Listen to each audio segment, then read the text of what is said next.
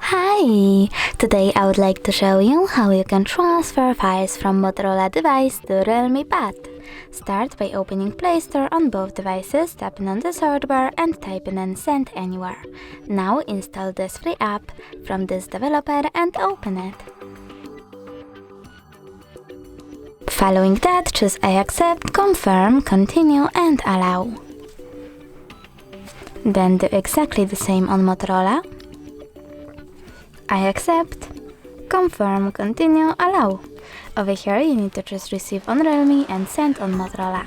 Then tap on all of those type of dots and choose send. This way you will select all of those files and transfer them. It will take a long while though, so I will go with only this one photo, just send and tap on got it. From here we have two connection ways. We can click on this scanning icon on Realme, choose while using the app or only this time and point device's camera at the QR code, but we can also just input this key here and tap on receive or on this little icon on your keyboard, the blue one. And now as you can see, my photo was successfully transferred.